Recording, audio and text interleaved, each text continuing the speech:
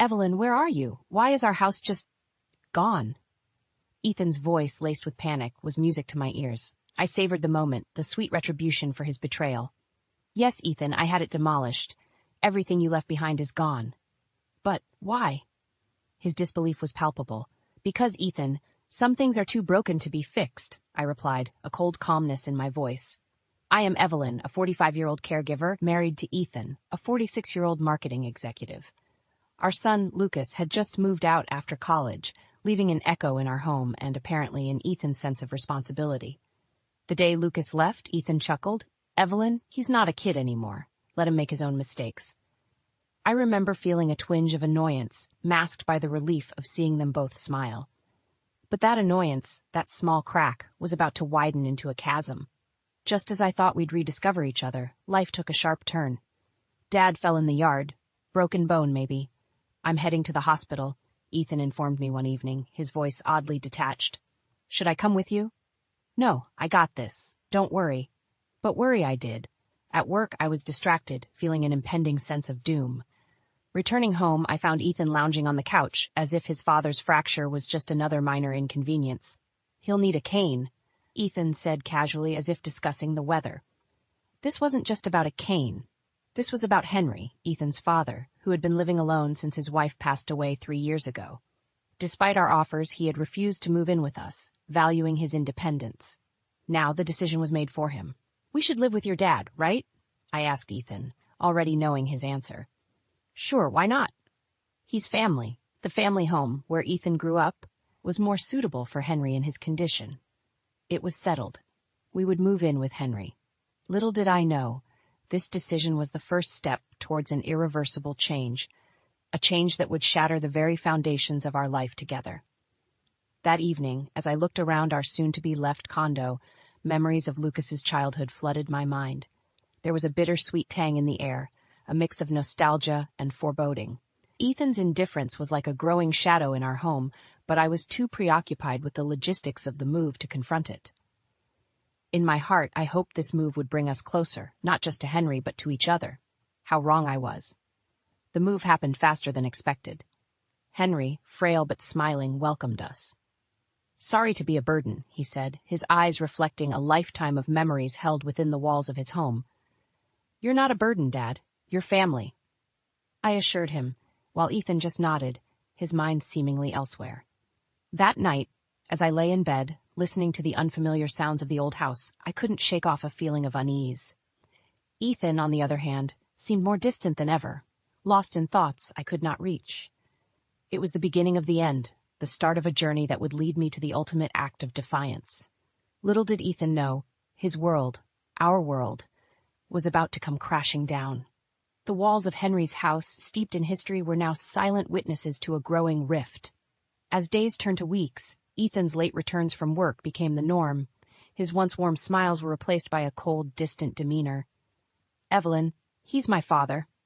I know how to handle him, Ethan snapped one evening when I expressed my concern about his lack of involvement with Henry. I bit my tongue, the bitterness of his words stinging me. It wasn't just about Henry. It was about us, about what we were becoming, or rather what we were losing. Julia, Ethan's sister, visited one weekend. Her concern was palpable as she watched us moving around each other like distant planets in a decaying orbit. Are you sure about this, Evelyn? Living with Dad, I mean. I can take him if it's too much, Julia offered, her eyes searching mine for a hint of reluctance. I forced a smile. No, Julia, it's fine. We're fine. But we weren't. Ethan's aloofness was growing into a chasm that I could no longer bridge. His excuses for staying out late became more frequent, his explanations more flimsy. Evelyn, I'm just grabbing a drink with colleagues. Networking, you know, he would say, his words lacking the conviction they once held. Networking or escaping? I found solace in Henry's company. Our conversations, filled with stories of the past, were a balm to my growing loneliness. In those moments, I felt a connection, a belonging that had started to fade with Ethan. One evening, as I helped Henry with his exercises, his voice trembled. Evelyn, you've been like a daughter to me. I hate to be the cause of any trouble between you and Ethan. I held his hand, assuring him, Henry, you are not the problem. Please don't think that. But deep down, I knew the problem wasn't Henry.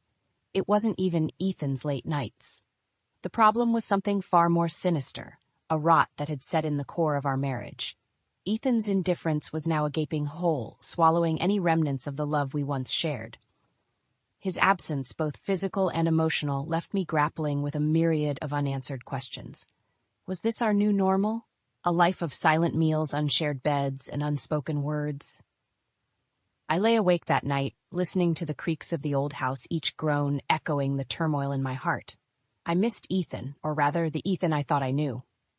The man who now lay beside me, lost in his own world, was a stranger. As the days blurred into each other, Ethan's neglect of both Henry and me became more pronounced. His once excited talks about his day at work dwindled to monosyllables. His late-night returns were now expected, and his excuses a mere formality. The gap between us widened, filled with unspoken accusations and stifled emotions. I was living with a ghost, a shadow of the man I married. It was during one of these sleepless nights that I stumbled upon the first thread of the web of deceit Ethan had been weaving. A thread that would unravel everything we had built together. As I lay there, staring into the darkness, I made a decision. I would no longer be a spectator in this crumbling facade of a marriage. I was going to find out the truth, no matter how painful it might be. And if my suspicions were correct, Ethan would soon learn that some actions have irreversible consequences. The stage was set. The actors were in place. The drama of our lives was about to reach its crescendo. The days turned into a monotonous cycle, with Ethan's apathy casting a shadow over the household. His late returns became so routine that I stopped asking where he had been. The silence between us grew louder, filled with unasked questions and unvoiced suspicions. One Saturday, I decided to confront him. "Ethan, your father feels neglected." "You're hardly here," I said, my voice a mix of frustration and desperation. Ethan scoffed. "He's fine, Evelyn. Stop being so dramatic. I have my life too, you know." His words stung, and I recoiled at his dismissiveness. Was this really the man I had loved for all these years? As I tended to Henry, his gratitude only deepened my resentment towards Ethan. "You're too good to us, Evelyn. I'm sorry for my son's behavior," Henry whispered during one of our walks. "It's not your fault, Henry. I just wish Ethan could see what he's missing," I replied, my heart heavy with unshed tears. Julia's visits became my solace, her presence a stark contrast to Ethan's indifference. "Evelyn, if you ever need to talk, I'm here," she offered one afternoon as we sipped tea in the garden.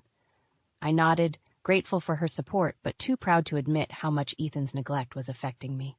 The final straw came on a rainy Thursday evening. Ethan had not returned home, and his phone went straight to voicemail.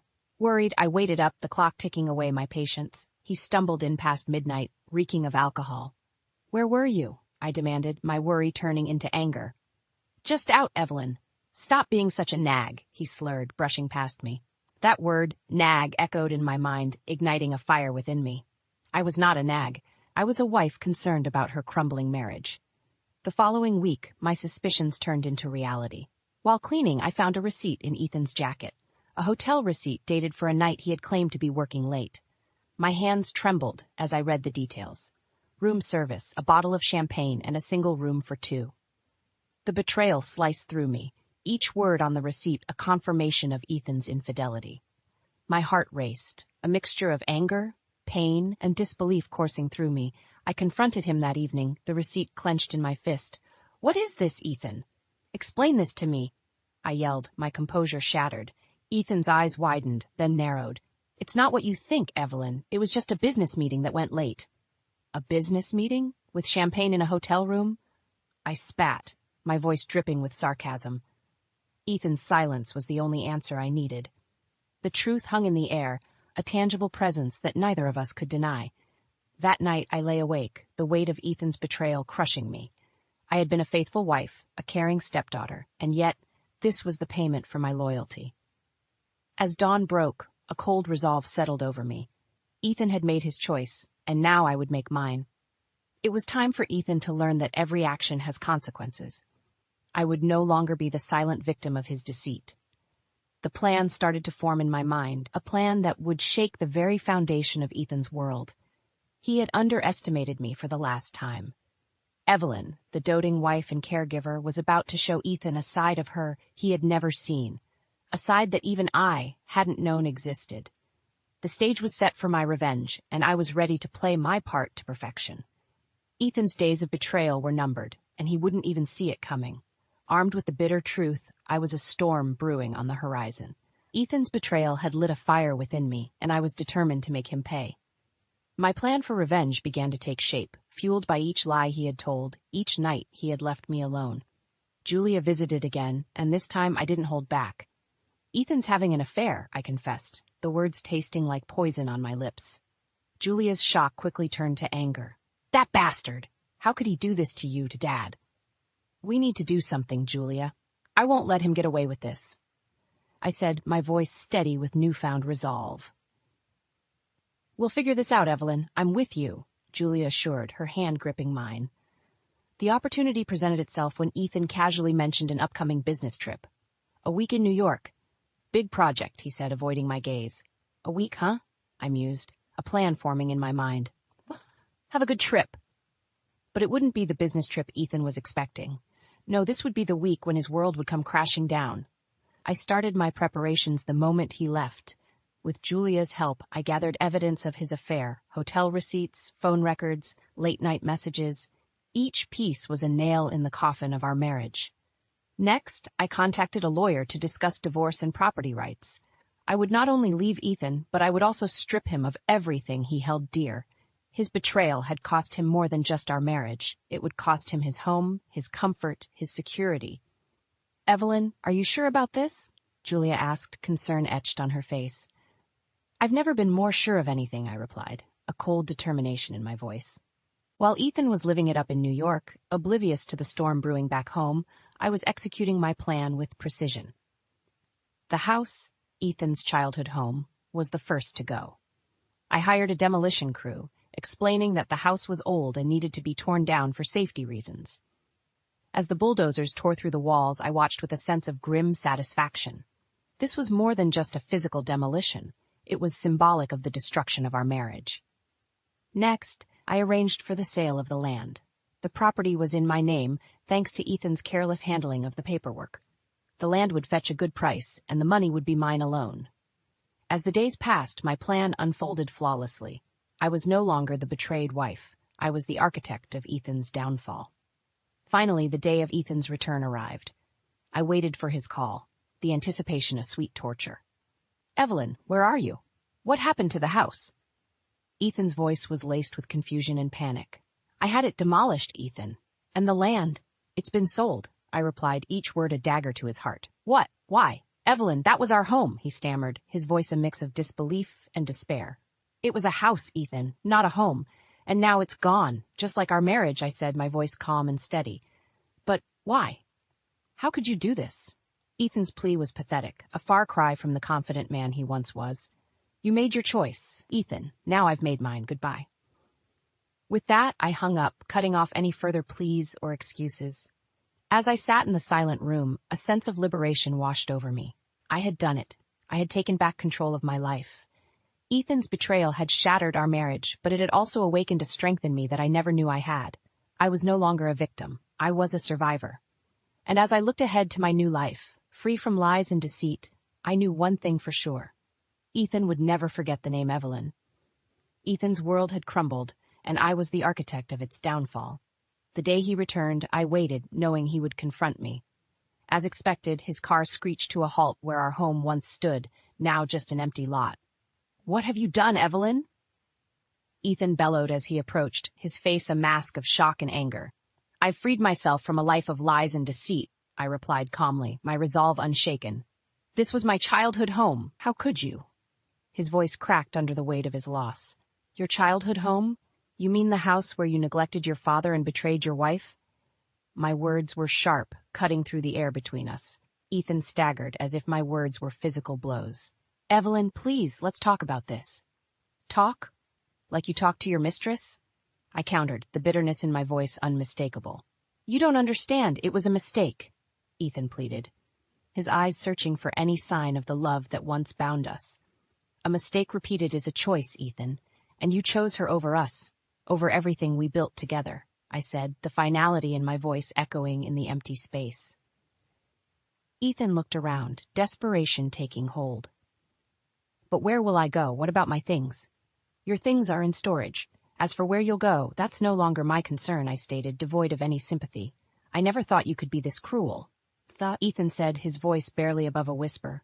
Cruel? No, Ethan, I'm not cruel. I'm just no longer your fool, I replied, turning away from the ruins of our past. Ethan's voice faded as I walked away, leaving him amidst the debris of his choices. I had exacted my revenge, not out of cruelty, but out of respect for myself. As I drove away, the weight of the past years seemed to lift off my shoulders. I was no longer bound by Ethan's betrayal or the confines of a loveless marriage. In destroying our physical home, I had built myself a new one, a sanctuary of self-respect and dignity. Ethan had taken so much from me, but he couldn't take away my strength or my ability to start anew. I had closed the chapter on Ethan and our life together.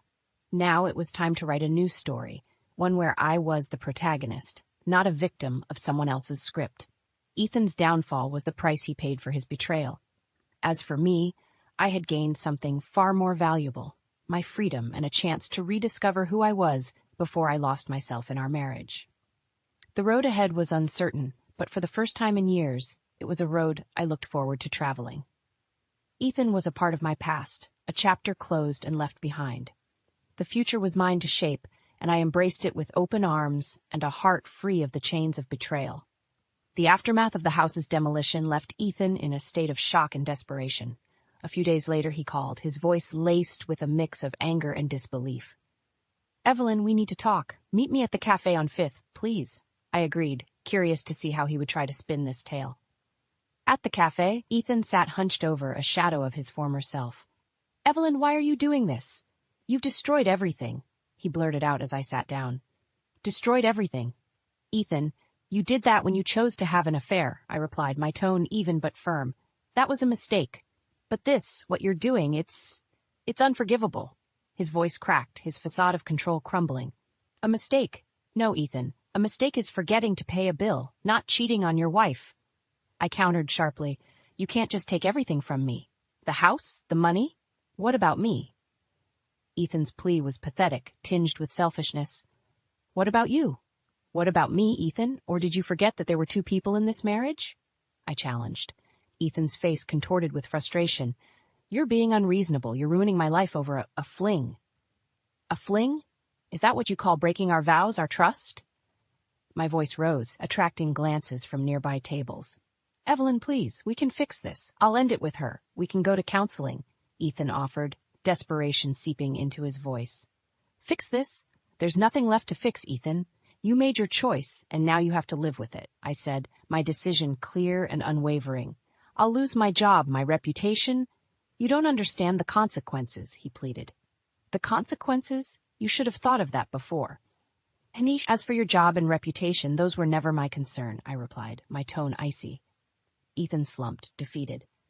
So, what now? A divorce? Yes, a divorce. And since you're so concerned about consequences, I've recorded this conversation. Admitting to your affair will make the proceedings much smoother, I revealed, watching as the color drained from his face. You recorded me? Ethan gasped, his eyes wide with shock. Yes. It's time for you to face the consequences of your actions, Ethan. You've lost more than just a house. You've lost a wife who loved you, a family that respected you, and a life that you took for granted, I stated, standing up to leave. As I walked away, I didn't look back. Ethan's voice calling out to me was just a distant echo. I had closed that chapter of my life, and there was no turning back. The price of betrayal was high, and Ethan was paying it in full. I had not just sought revenge, I had sought justice for myself. The future was uncertain, but it was a future where I was no longer shackled by Ethan's deceit. I was free, and that freedom was the sweetest victory of all. The dust had settled, and Ethan's world was irrevocably altered. The divorce proceedings were swift, fueled by the incontrovertible evidence of his affair. He tried to argue, to fight, but the truth left him with no ground to stand on. As I sat across from him in the lawyer's office for the final signing, he was a mere shell of the man I once knew. Evelyn, please, can't we rethink this? Ethan's voice was a desperate whisper. There's nothing left to rethink, Ethan. You made your choices, and now I've made mine, I replied, my voice steady and resolute. With each signature, I felt a chapter of my life closing, a chapter filled with pain, betrayal, and ultimately liberation. When it was over, Ethan tried to speak, but I cut him off. There's nothing more to say, Ethan. Goodbye. Leaving the office, I felt lighter, as if a weight had been lifted off my shoulders. I was no longer Ethan's wife. I was Evelyn, free and unbound. In the weeks that followed, Ethan's life continued to unravel. His job was lost, a casualty of the scandal. His reputation, once impeccable, was now tarnished by the truth of his indiscretions. I heard through mutual acquaintances that he was living in a small apartment, a stark contrast to the life of comfort he once knew. His mistress had left him, unwilling to deal with the fallout of their affair. Ethan was alone, a consequence of his own making. As for me, I started anew. The money from the sale of the land allowed me financial freedom, and I found peace in my independence. I reconnected with old friends, took up hobbies I had long forgotten, and found joy in the small things. Julia and I remained close, our bond strengthened by the trials we faced together. "You're stronger than you ever realized, Evelyn," she said to me one evening over dinner. "I guess I am," I replied, a smile playing on my lips. My new life was simpler but richer in ways that money couldn't buy. I had respect, dignity, and a sense of self that no one could take from me. Ethan tried to reach out a few times, but I never responded. That chapter of my life was closed, and I had no intention of revisiting it. I often thought about the house, the symbol of our broken marriage. In its destruction, I had found my strength. It was a drastic step, but it was necessary for me to break free. Now, looking ahead, I saw a path filled with possibilities. A path where I was the author of my own story, no longer a character in someone else's drama. The road to recovery was not easy, but it was mine to travel. I had survived the storm, and in its wake, I found a peace I never knew existed. Ethan's betrayal had shattered me, but in those broken pieces, I found myself, and that was the greatest victory of all.